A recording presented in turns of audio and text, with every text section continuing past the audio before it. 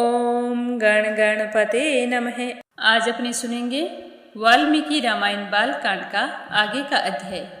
तो प्रेम भाव से कहिए गणेश जी महाराज की जय हो, सियावर रामचंद्र भगवान की जय हो, हनुमान जी बाबा की जय हो, श्री राम दरबार की जय हो।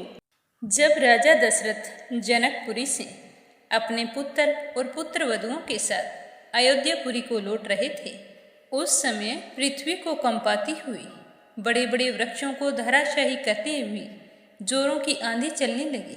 चारों ओर अंधकार व्याप्त हो गया, किसी को भी कुछ दिशाओं का पता नहीं रहा। धूल से ढक जाने के कारण सारी सेना मूर्छित सी हो गई थी। तभी राजा दशरथ ने देखा कि क्षत्रिय राजाओं का मान मर्दन करने वाले भृगुकुल नंदन जमदग्नि कुमार परशुराम जी सामने से आ रहे हैं। वे बड़े भयानक से दिखाई दे रहे थे। उन्होंने मस्तक पर बड़ी बड़ी जटाएं धारण कर रखी थी। वे कैलाश के समान दुर्जय और काल अग्नि के समान दुस्सह प्रतीत हो रहे थे। तेजो मंडल द्वारा जाजल्यमान से हो रहे थे। साधारण लोगों के लिए तो उनकी ओर देखना भी बहुत ही कठिन था। उनके कंधे पर फरसा रखा था और हाथ में धनुष और भयंकर बाण लिए हुए त्रिपुर विनाशक भगवान शिव के समान लग रहे थे।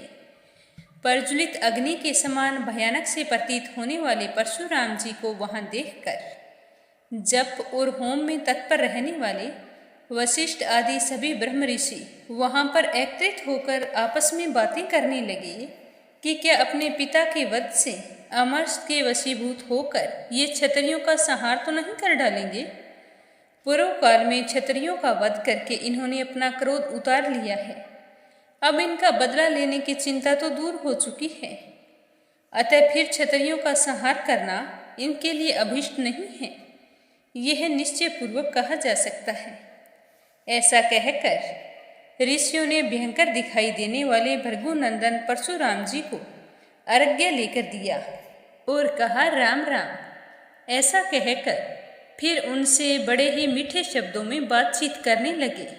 ऋषियों को दी हुई उस पूजा को स्वीकार करके प्रतापी जमदग्नि पुत्र परशुराम जी ने श्री राम से कहा कि हे दशरथ पुत्र श्री राम, मैंने सुना है कि तुम्हारा पराक्रम बड़ा ही अद्भुत है। तुम्हारे द्वारा शिव धनुष के तोड़े जाने का समाचार मुझ तक पहुंच चुका है। उस धनुष का तोड़ना अद्भुत और अचिंतनीय है। उसके टूटने की बात सुनकर मैं एक और उत्तम धनुष बाण लेकर आया हूँ। फिर उस धनुष को दिखाते हुए कहा कि यह है वह धनुष, जमदग्नि कुमार परशुराम का भयंकर और विशाल धनुष। तुम इसे खींचकर इसके ऊपर बाण चढ़ाओ और अपना पराक्रम मुझे दिखाओ। इस धनुष के चढ़ाने में भी तुम्हारा बल कैसा है, यह देखकर फिर मैं तुम्हें एक ऐसा द्वंद्व युद्ध प्रदान करूंगा जो तुम्हारे पराक्रम के लिए स्पृहणीय होगा। तो परशुराम जी का वचन सुनकर उस समय राजा दशरथ के मुख पर विषाद सा छा गया और वे उदास हो गए। दीन भाव से हाथ जोड़कर कहने लगे कि हे ब्राह्मण, आप स्वाध्याय और व्रत से शोभा पाने वाले भृगुवंशी ब्राह्मणों के कुल में उत्पन्न हुए हैं और स्वयं भी महान तपस्वी और ब्रह्मज्ञानी हैं। क्षत्रियों पर अपना रोष प्रकट करके अब शांत हो चुके हैं। इसीलिए मेरे बालक पुत्रों को आप अभयदान देने की कृपा करें, क्योंकि आपने इंद्र के समीप प्रतिज्ञा करके शस्त्र का परित्याग कर दिया है।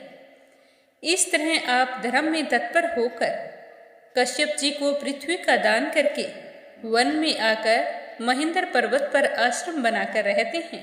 हे महामुनि, इस प्रकार शस्त्र त्याग की प्रतिज्ञा करके भी आप मेरा सर्वनाश करने के लिए कैसे आ सकते हैं?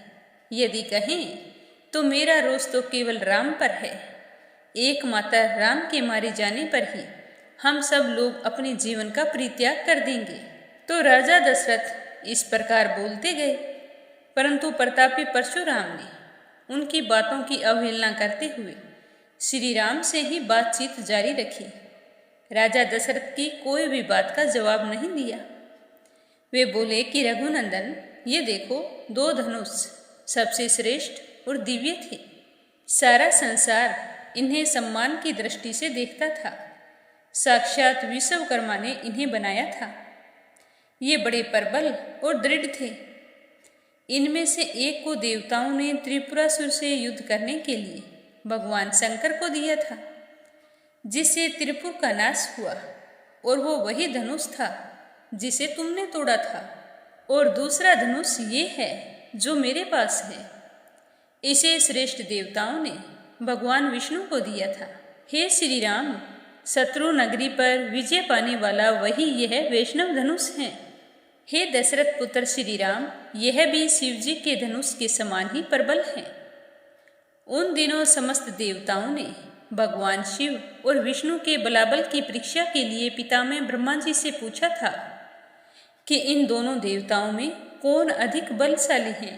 देवताओं के इस अभिप्राय को जानकर सत्यवादियों में श्रेष्ठ पितामह ब्रह्मा जी ने उन दोनों देवताओं शिव और विष्णु में विरोध उत्पन्न कर दिया, और विरोध पैदा होने पर एक दूसरे को जीतने की इच्छा रखने वाले शिव और विष्णु में बहुत ही भयंकर युद्ध हुआ, जो रोंगटे खड़े कर देने वाला था।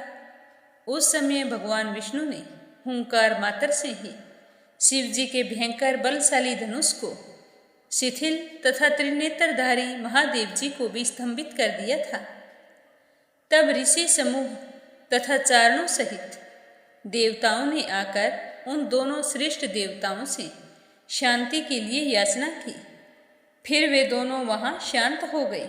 भगवान विष्णु के पराक्रम से शिवजी के उस धनुष को स्थिर हुआ देख ऋषियों सहित देवताओं ने भगवान विष्णु को श्रेष्ठ माना, और उसके बाद कुपित हुए महायशस्वी रुद्र ने बाण सहित अपना धनुष विदेह देश के राजश्री देवराज के हाथ में दे दिया था। हे श्री राम, शत्रु नगरी पर विजय पाने वाले इस वैष्णव धनुष को भगवान विष्णु ने भृगुवंशी ऋश्चिक मुनि को उत्तम धरोहर के रूप में दिया था। फिर महातेजस्वी ऋश्चिक ने प्रतिशोध की भावना से रहित अपने पुत्र एवं मेरे पिताजी महात्मा जमदग्नि के अधिकार में यह दिव्य धनुष दे दिया था। जब तपोबल से संपन्न होकर मेरे पिताजी जमदग्नि अस्त्रों शस्त्रों का परित्याग करके जब ध्यानस्थ होकर बैठे थे, उस समय प्राकृत बुद्धि का आश्रय लेने वाले कृतवीर्य कुमार अर्जुन ने उनको मार डाला था। मेरे पिताजी का इतना भयंकर वध किया जो उनके योग्य बिल्कुल भी नहीं था। उन्हें इस तरह की दर्दनाक मौत दी, ऐसी उनकी कोई गलती नहीं थी, और मुझसे मेरे पिताजी का इस तरह भयंकर वध सहन नहीं हुआ। एक ऐसा वध जो उनके योग्य नहीं था। जब मुझे इस बात का पता चला तो मुझे बहुत ही दुख हुआ, और दुख के साथ साथ मुझे बहुत ही गुस्सा आया। मैंने रोषपूर्वक बार बार उत्पन्न हुए क्षत्रियों का अनेकों बार संहार किया, वरना उससे पहले क्षत्रियों से मेरी कोई दुश्मनी नहीं थी। पर उन्होंने मेरे पिता को इतनी बेरहमी से मार डाला, तो मैंने उसी का बदला लेने के लिए उनका संहार किया था। इससे आगे सुनेंगे कल के सरग में। प्रेम से बोलो सियावर रामचंद्र भगवान की जय हो।